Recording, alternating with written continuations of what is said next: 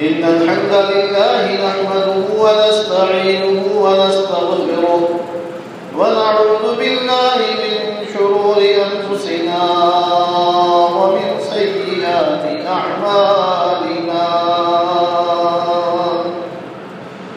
من يهده الله فلا مضل له ومن يضلل فلا هادي له وأشهد أن لا إله إلا الله وحده لا شريك له وأشهد أن محمدا عبده ورسوله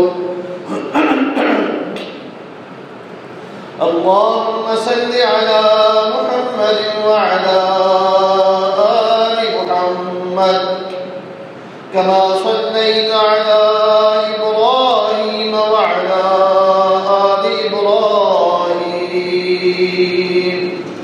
إنك حميد مجيد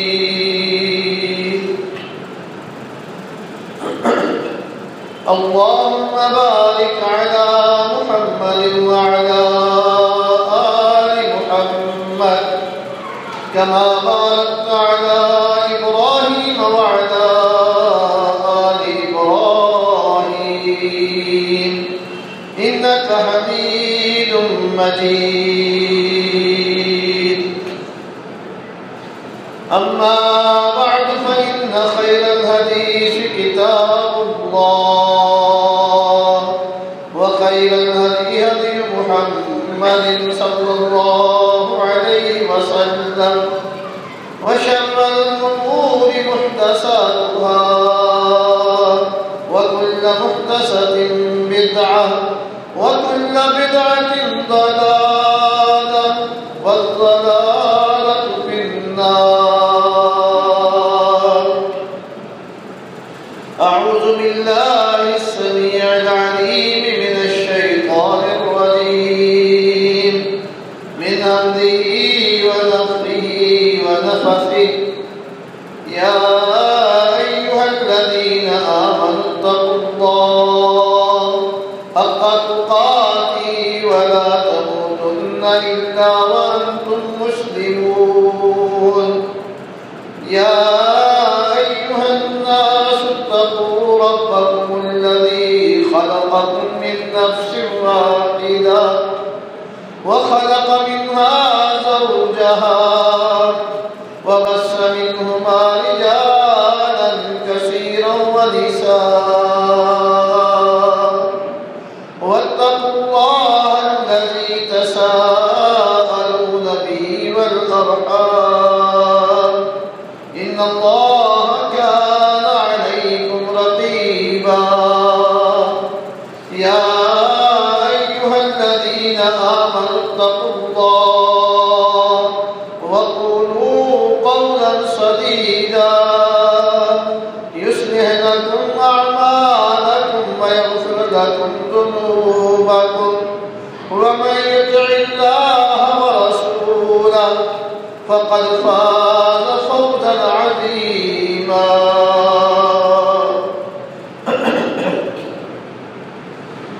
بسم الله الرحمن الرحيم لقد كان لكم في رسول الله أسوة حسنة لمن كان يرجو الله واليوم الآخر وذكر الله كثيرا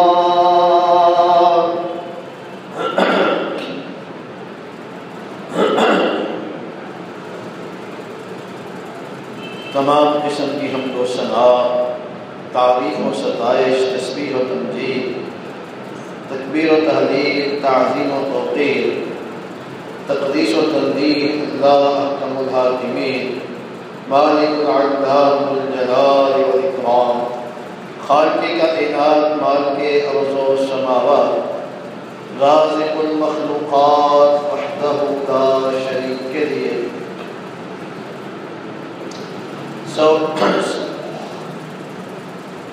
صلاۃ و سلام سید الاولین والآخرین، شفیع المذنبین، رئیس المصلحین، امام المتقین، سید الانبیاء والمرسلین،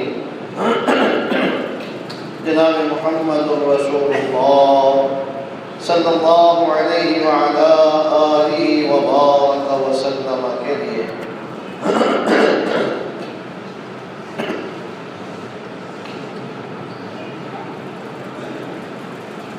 اللہ رب العزت نے قرآن مجید میں ارشاد فرمایا ہے کہ بلا شبہ تمہارے لیے رسول اللہ صلی اللہ علیہ وسلم بہترین نمونہ ہے۔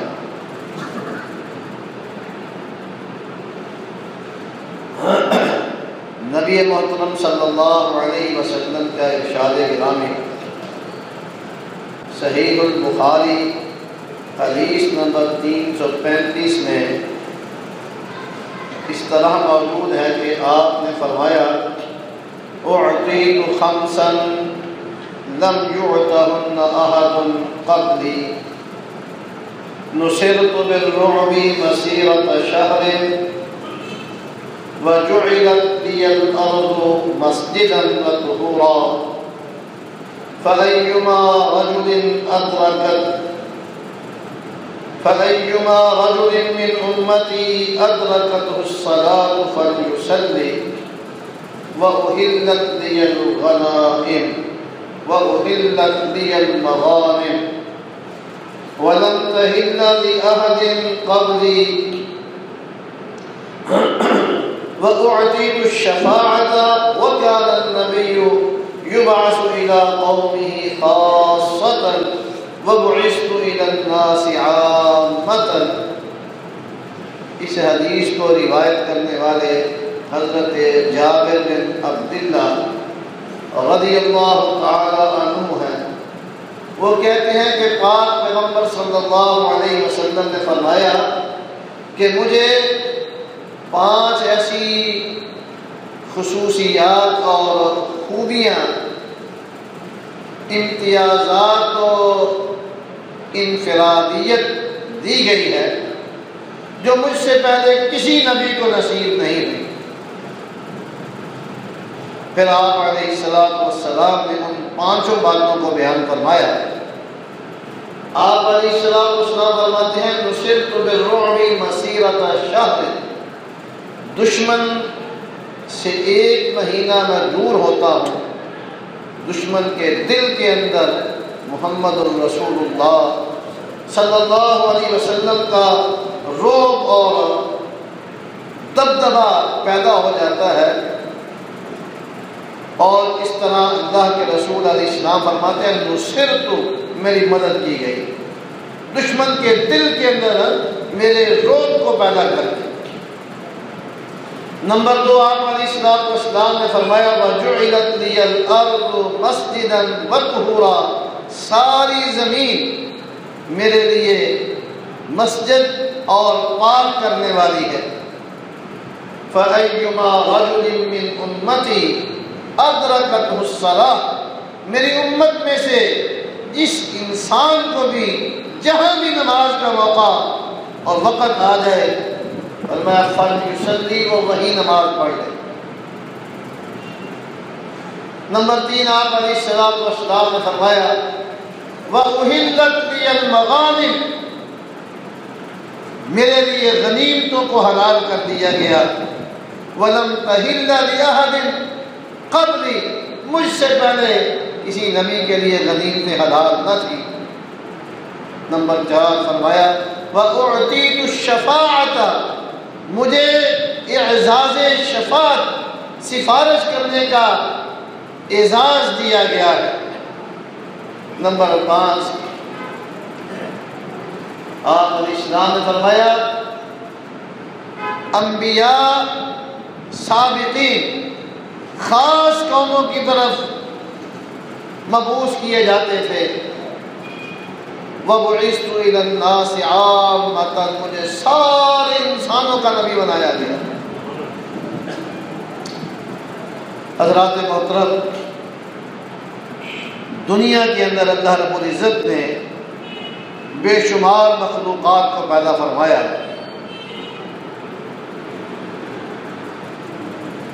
مفسرین، مؤرخین اور ائمہ دین اور حدیث و قرآن کی تشریح کرنے والے بڑے بڑے بلند مرتبت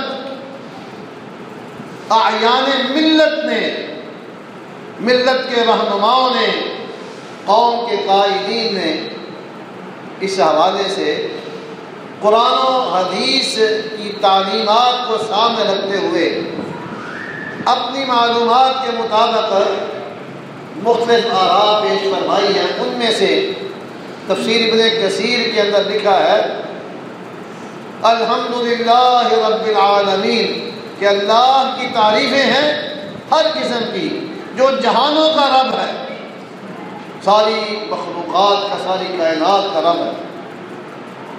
وہ جہان، وہ مخلوقات، یہ 18,000 مخلوقات ہیں، ان میں سے ایک انسان ہے۔ ہمیں تو شاید 18 مخلوقوں کا نام بھی نہ آتا ہو، اللہ رب العزت نے 18,000 مخلوقات پیدا فرمائی ہیں۔ اور پھر اللہ رب العزت نے قرآن مجید میں یہ بات بیان فرمائی وَجَعَلْنَا مِنَ الْمَاءِ كُلَّ شَيْءٍ حَيٍّ، ہر زندہ چیز کو اللہ رب العزت نے پانی سے پیدا کیا ہے۔ ہر مخلوق کی اصل جو ہے وہ پانی ہے، اور ہر مخلوق جو ہے اس کا نر اور مادہ بنایا ہے، مذکر اور مؤنث بنایا ہے۔ ان ساری مخلوقات میں سے سب سے زیادہ عزت اور شرف اللہ رب العزت نے حضرت انسان کو بخشا ہے۔ قرآن مجید میں اللہ فرماتے ہیں وَلَقَدْ كَرَّمْنَا بَنِي آدَمَ، اور اللہ فرماتے ہیں وَفَضَّلْنَاهُمْ عَلَى الْعَالَمِينَ، کہ ہم نے بنی آدم کو تکریم اور عزت دی ہے۔ سارے مخلوقات میں انسان اعلیٰ اور اشرف مخلوق ہے، اور پھر انسانوں کے اندر اللہ رب العزت نے انبیاء کو سارے انسانوں میں سے چن لیا ہے اور ان کو منتخب فرما کر سارے انسانوں میں ان کو زیادہ عزت دی، ان کو زیادہ مقام اور مرتبہ عطا فرمایا۔ اور انبیاء علیہ السلام کے متعلق آپ نے یہ بات سنی ہے کہ ان کی تعداد لگ بھگ 1,24,000 ہے، اور ان 1,24,000 انبیاء اور رسولوں میں سے زیادہ فضیلت اللہ رب العزت نے انہیں عطا فرمائی جن کے متعلق احادیث میں آتا ہے، کہ تفاسیر میں آتا ہے کہ جو صاحب شریعت تھے، صاحب شریعت کہتے ہیں رسول کو، اور یہ بات یاد رکھیں ہر رسول نبی ہوتا ہے لیکن ہر نبی رسول نہیں ہوتا۔ نبی پہلے رسول کی شریعت کو آگے پہنچانے والا اور اسے دنیا کے اندر نافذ کرنے والا، لوگوں تک اس کا پیغام پہنچانے والا ہوتا ہے، اور رسول اسے اللہ رب العزت نیا طریقہ عبادت اور کچھ نئے احکام دیتے ہیں جو پہلی اور دوسری قوموں میں نہیں ہوتے۔ ان 313 رسولوں میں اللہ رب العزت نے 5 اولو العزم رسولوں کو ان میں سے زیادہ افضلیت اور مرتبہ عطا فرمایا، اور ان 5 اولو العزم رسولوں کا ذکر اللہ رب العزت نے اس طرح فرمایا اِنَّا أَوْحَيْنَا إِلَيْكَ كَمَا أَوْحَيْنَا إِلَى نُوحٍ وَالنَّبِيِّينَ مِن بَعْدِهِ۔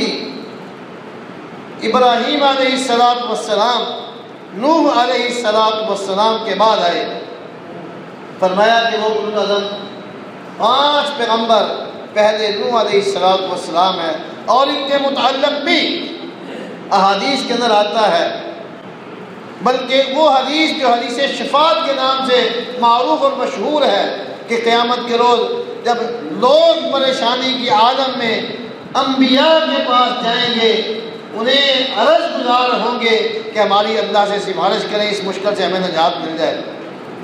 تو اس حدیث میں بھی آتا ہے جناب نوح علیہ السلام کی خدمت میں جب حاضر ہوں گے تو کہیں گے کہ آپ کو اللہ نے پہلا رسول بنایا، ان اولو العزم پیغمبروں کی ترتیب میں پہلے رسول جناب نوح علیہ السلام، اس کے بعد حضرت ابراہیم علیہ السلام، اس کے بعد حضرت موسیٰ علیہ السلام، اور اس کے بعد حضرت عیسیٰ علیہ السلام، اور سب سے آخر میں حضرت امام الانبیاء سید الرسل جناب محمد الرسول اللہ صلی اللہ علیہ وسلم ہیں۔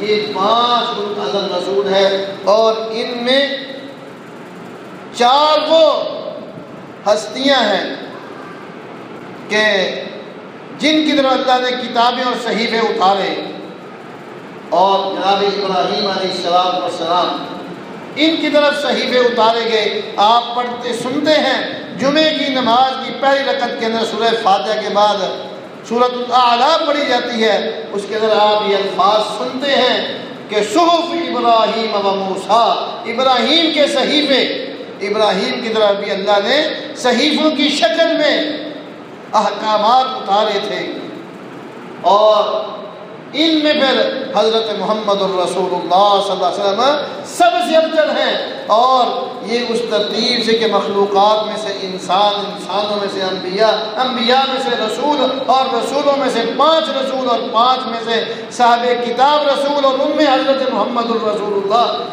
اس ساری ترتیب کو ایک شاعر نے کیسا خوبصورت کہا ہے کہ بعد از خدا بزرگ تو ہی قصہ مختصر، اللہ کے بعد اگر کسی کی سب سے زیادہ شان ہے تو وہ حضرت محمد الرسول اللہ صلی اللہ علیہ وسلم۔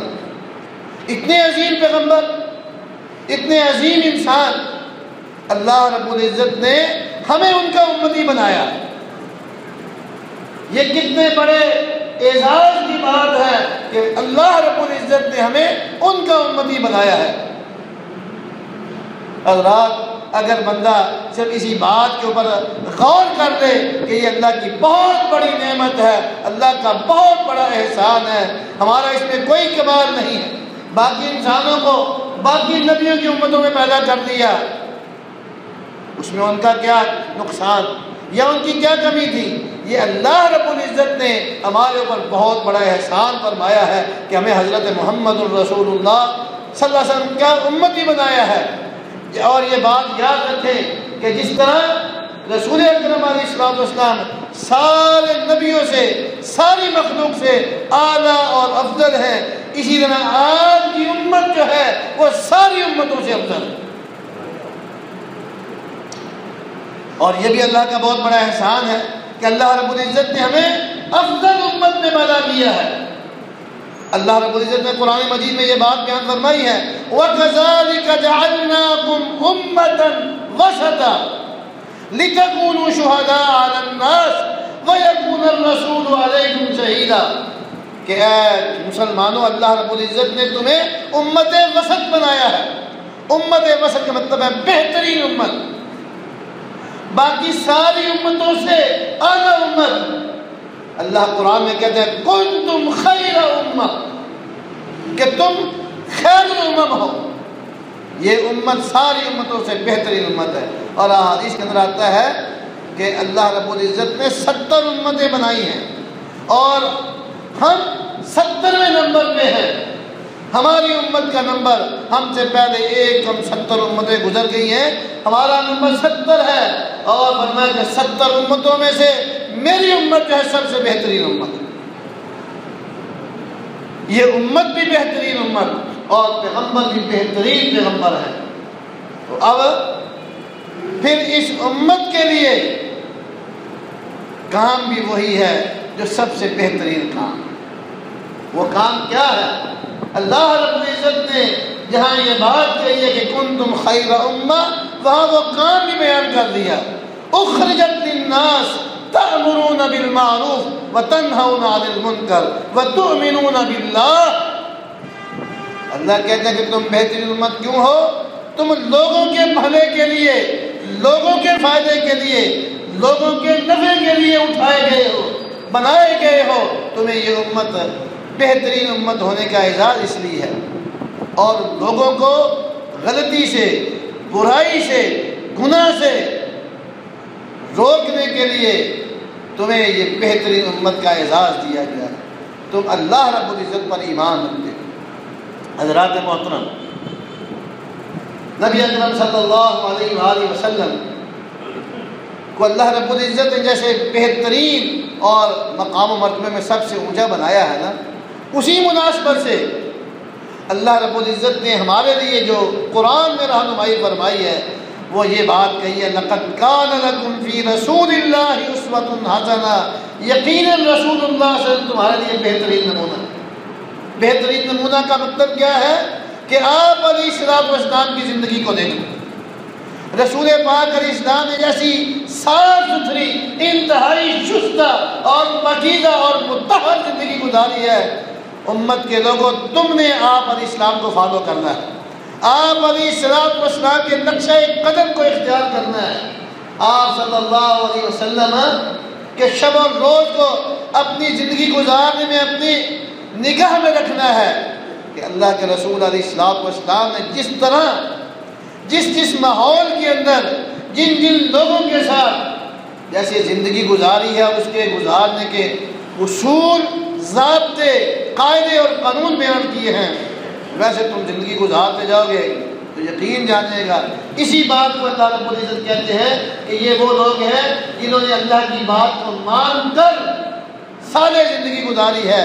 تو اس کا نتیجہ کیا ہے؟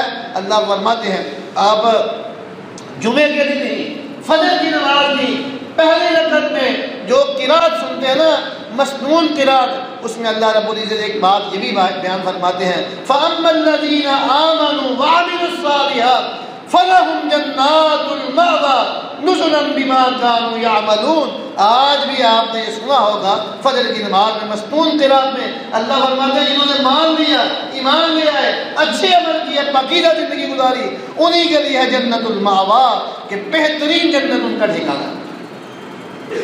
نزلا بما كانوا يعملون، وہ جنت المأویٰ جو ہے اس میں تمہارا میزبان اللہ ہوگا، تم اللہ کے مہمان ہوگے۔ نزلا بما كانوا يعملون، یہ تمہارے اچھے عملوں کی وجہ سے اللہ رب العزت تمہارے ساتھ یہ حسن سلوک کر رہے ہیں۔ اس لیے حضرات محترم بات یہ ہو رہی تھی کہ اللہ کے رسول علیہ السلام کو ہمارے لیے رول ماڈل بنایا گیا ہے، اسی کو قرآن نے اسوہ حسنہ کہا ہے۔ تو اللہ کے رسول علیہ السلام کو جب جیسے اللہ رب العزت نے ہمارے لیے بہترین نمونہ قرار دیا ہے، ہمیں اب دیکھنا ہے کہ ہم نے آپ علیہ السلام کی زندگی کو کس طرح اپنے اوپر جو ہے نافذ کرنا ہے۔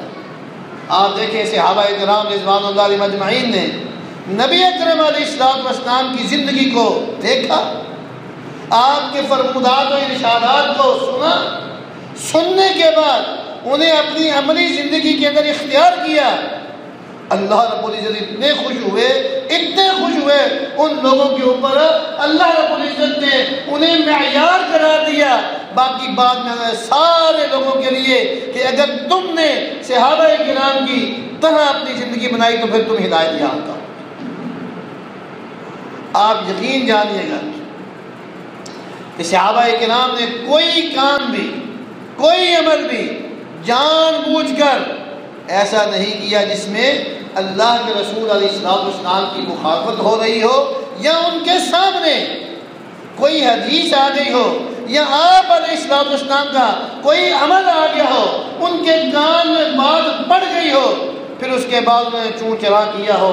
قطعاً پوری زندگی آپ اٹھا کے دیکھ لیں، ایک صحابی کی زندگی اٹھا کے دیکھ لیں، آپ کو کہیں بھی کوئی بھی ایسا شائبہ تک نظر نہیں آئے گا، کوئی ایسا شوشہ بھی نظر نہیں آئے گا جس سے یہ خدشہ پیدا ہو سکتا ہو کہ صحابہ کرام نے اللہ کے رسول علیہ السلام کے زندگی کا کوئی پہلو، کوئی عمل اور کوئی تعلیمی رغبت ان کے سامنے آئی ہو اور انہوں نے اس سے صرف سر ہی ہلایا ہو، نہیں، فوراً اس کے سامنے سر جھکا دیا کرتے تھے۔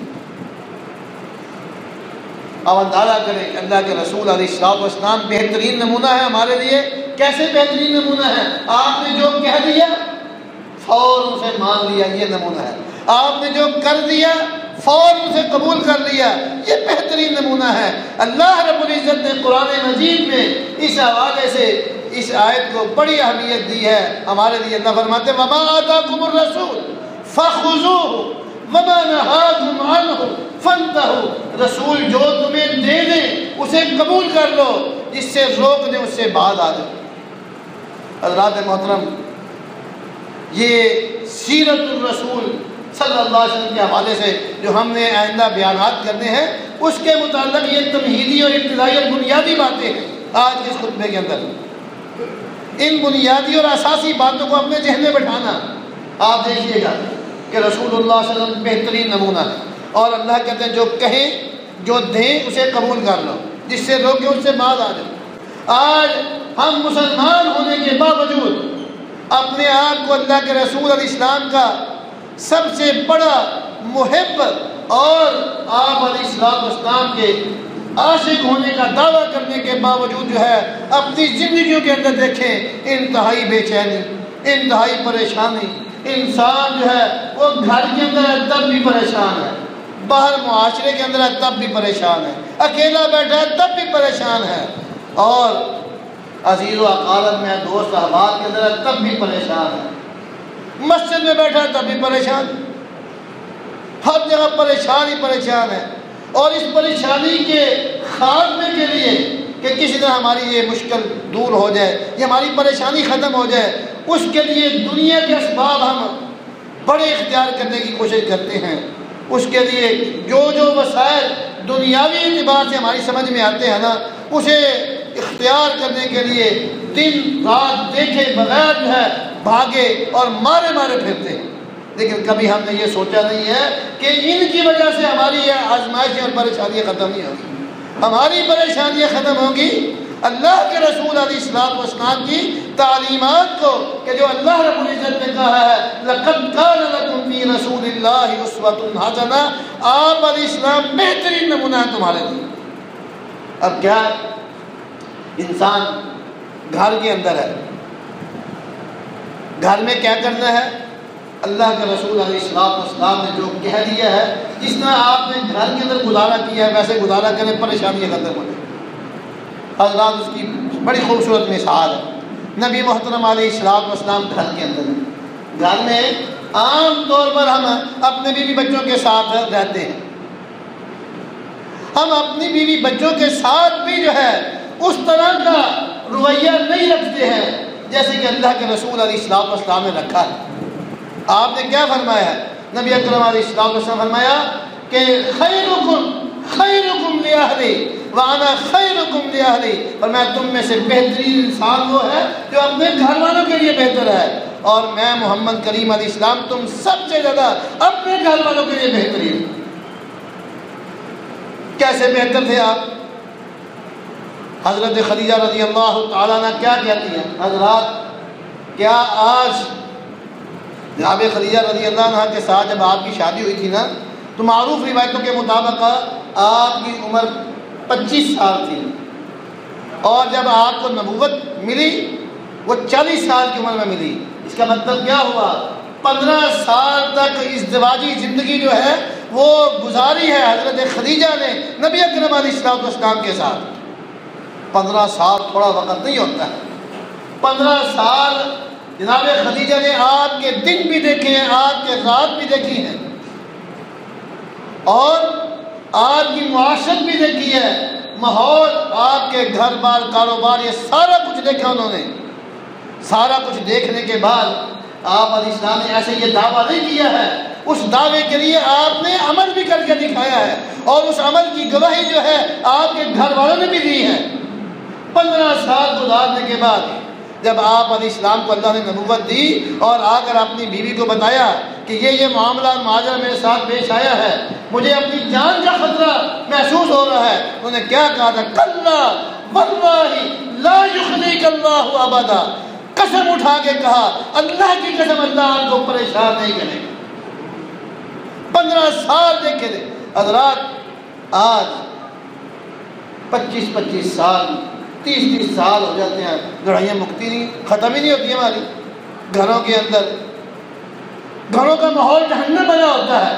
وجہ کیا ہوتی ہے کہ جو منصب اور جو مقام گھر والوں کا ہوتا ہے وہ انہیں دیا نہیں جاتا اسلام کے مطابق، اور اس سے بڑھ کر بعض اوقات دے دیا جاتا ہے جو کہ نہیں ہونا چاہیے۔ یہ دونوں شکلوں کے اندر کہ جو ان کا مقام ہے اس سے کم ان کو دیا جائے یا اس سے زیادہ دے دیا جائے، یہ دونوں طرح ہی گھر کا ماحول جو وہ خراب ہو جاتا ہے۔ حتیٰ کہ رسول پاک علیہ السلام نے اپنی ذات کے متعلق کہا ہے، صحیح البخاری کے اندر آتا ہے کہ میرا جو مقام ہے، یعنی حضرت محمد الرسول اللہ کا جو مقام ہے نا، اس مقام سے بڑھ کر کے میرے مقام اور مرتبے کو نہ بڑھاؤ۔ صحیح البخاری میں آتا ہے آپ نے اپنی ذات کے متعلق کہا ہے کہ جن کا مقام اور مرتبہ ساری مخلوق میں سب سے زیادہ ہے، آپ فرماتے ہیں لا تطرونی کما اطرت النصارى عیسی ابن مریم انما انا عبد فقولوا عبد اللہ ورسولہ۔ میری شان کو اس طرح نہ بڑھاؤ جیسے عیسائیوں نے عیسیٰ علیہ السلام کی شان کو بڑھایا تھا کہ عیسیٰ علیہ السلام کو اللہ کے بندے سے اٹھا کر جو ہے انہیں اللہ قرار دے دیا تھا، ان کی شان کو بڑھا دی۔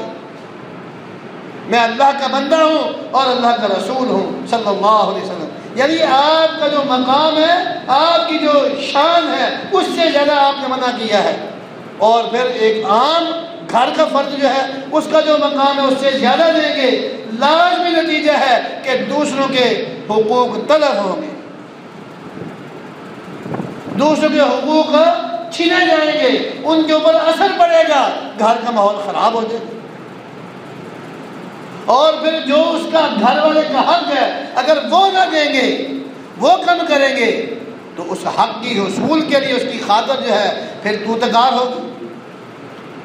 آپ اندازہ کیجیے اللہ کے رسول علیہ السلام ایک مرتبہ آپ کے پاس ایک آدمی آتا ہے اور آگے کہتا ہے اللہ کے رسول علیہ السلام، یہ دو باتیں میں عرض کرنے لگا ہوں کہ اللہ نے قرآن میں یہ بات جو ہمارے لیے کہی ہے نا، لَقَدْ كَانَ لَكُمْ فِي رَسُولِ اللَّهِ أُسْوَةٌ حَسَنَةٌ، کہ رسول اللہ صلی اللہ علیہ وسلم ہمارے لیے بہترین نمونہ ہے، ہر عمل میں بہترین نمونہ، گھر کے اندر بھی بہترین نمونہ ہے۔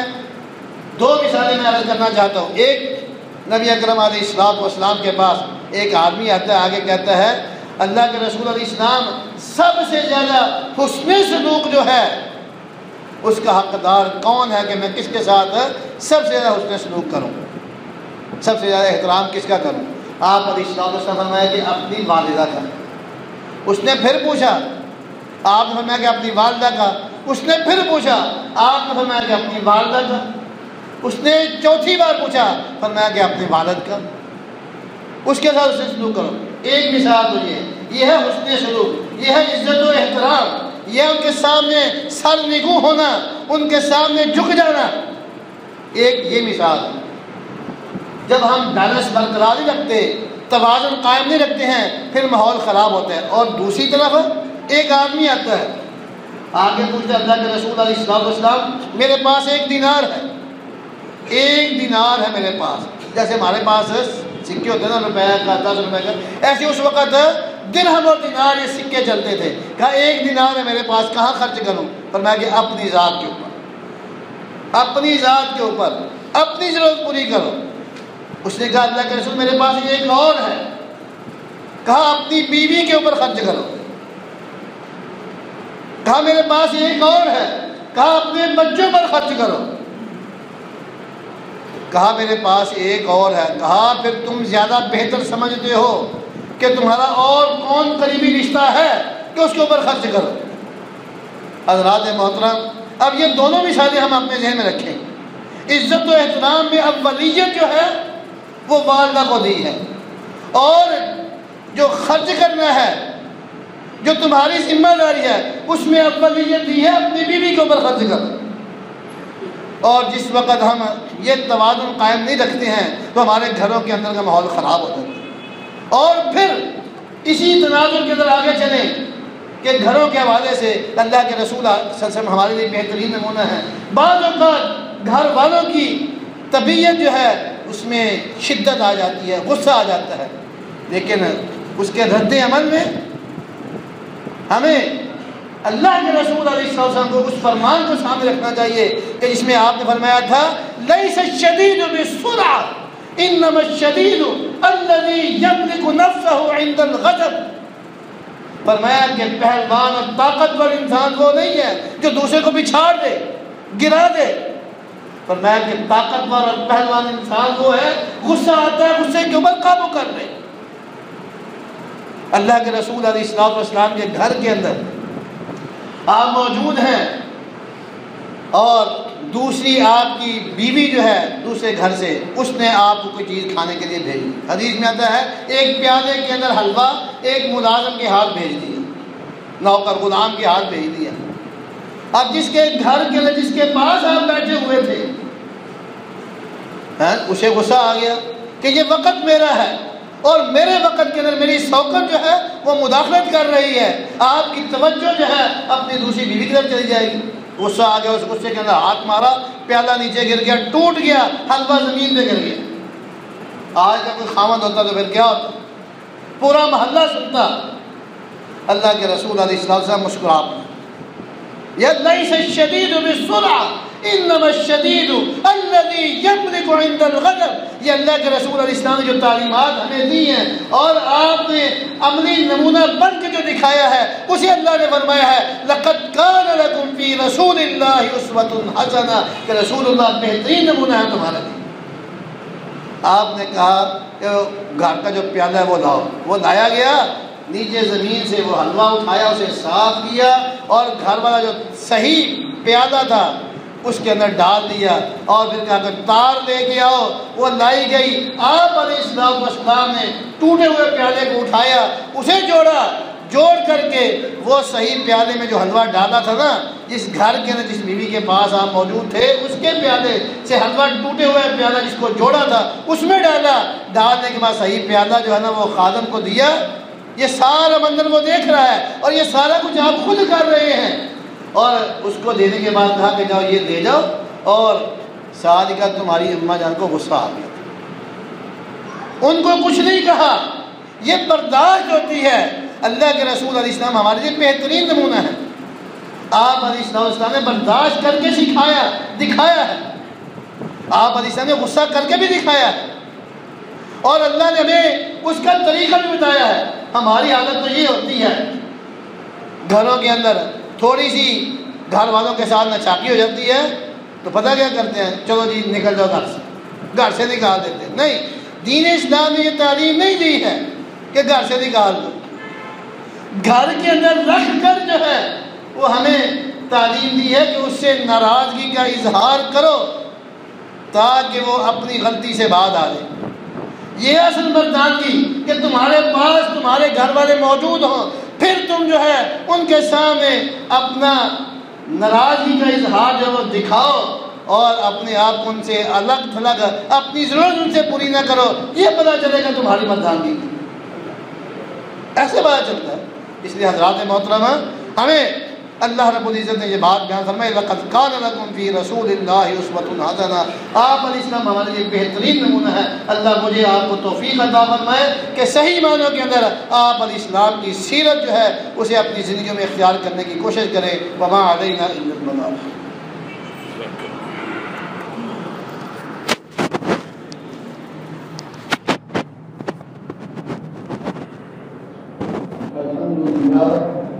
الحمد لله وحده والصلاة والسلام على رسول الله. إن الله وملائكته يصلون على النبي يا أيها الذين آمنوا صلوا عليه وسلموا تسليما. اللهم صل على محمد وعلى آل محمد كما صليت على إبراهيم وعلى آل إبراهيم إنك حميد مجيد. اللهم بارك على محمد وعلى آل محمد كما باركت على إبراهيم وعلى آل إبراهيم إنك حميد مجيد. وقال النبي صلى الله عليه وسلم لا إيمان لمن لا أمانة له ولا دين لمن لا عهد له. بیماروں میں بھی بات کرنا چاہیے. بہت سارے دوستوں نے اپنے عزیزوں دوستوں کے لیے کہا کہ دعا بنائے بنائے. ہمارے ایک ساتھی نے اپنے کسی دوست کے لیے وہ 60% کا بیمار ہے، کینسر کا شکار ہے، اور بھی بعض نے اپنے سخت بیماروں کے لیے کہا ہے دعا بنائے کہ اللہ رب العزت اپنے غیب کے خزانے سے ان کو شفائے ایمان کے تعلیم کی ہے اللہ سب کی پریشانی دور فرما دے مقروضوں کو اللہ تعالیٰ سے خدا سی نجات عطا فرما دے ہمارے گھروں میں اللہ تعالیٰ برکات عطا فرمائے ہم میں سے ہر ایک جان مال ایمان عزت کی حفاظت فرمائے ہمارے ملک پاکستان کے حال میں اللہ تعالیٰ فرمائے مسلمان جہاں جہاں مظلوم مجبور بے بس بے کس بے سہارا ہے اللہ رب العزت غیر سے ان کی مدد فرمائے مسلمانوں کے ذریعے سے ان کی مدد فرمائے جو ہمارے فوج الجان ہے اللہ رب العزت ان کی اپنی منزلوں کو آسان بنا دے ان کی قبروں کو بہتر نجات نصیب بنا دے انسانی کمزوری سے درگزر فرما دے نیک حسنات قبول فرما دے رحمت فرمائے جنت میں بہت کا مقام عطا فرمائے حضرات ایک بڑا ضروری اعلان تھا دو دن بعد سوموار کے دن ظہر کے وقت نماز ظہر کے وقت اللہ کے رسول علیہ السلام کے بعد ساتھی کے حوالے سے ان کے ساتھ اظہار یکجہتی محبت اور دنیا کے سامنے یہ بیان کرنا کہ پاکستان کے اندر اللہ کے رسول علیہ السلام کے بعد صحابہ کی مطلق کی بات کرتا ہے تو مسلمان زندہ ہے ان کی عزت ان کی عظمت کے دفاع کے لیے تو یہاں جامعہ محمدیہ جی روڈ کرنے والا سے شیرا والا بات کا جو ہے ایک پروگرام ترتیب دیا گیا ہے جس میں ہماری جماعت کے امیر خالص دینی اور صحابہ کرام کی محبت کا یہ پروگرام ہے حضرت علامہ سینٹر پروفیسر ساجد میر صاحب اور حضرت علامہ احسان الہی ظہیر شہید حقائق مولا کے بڑے صاحبزادے قائد انقلاب علامہ انتظام الہی ظہیر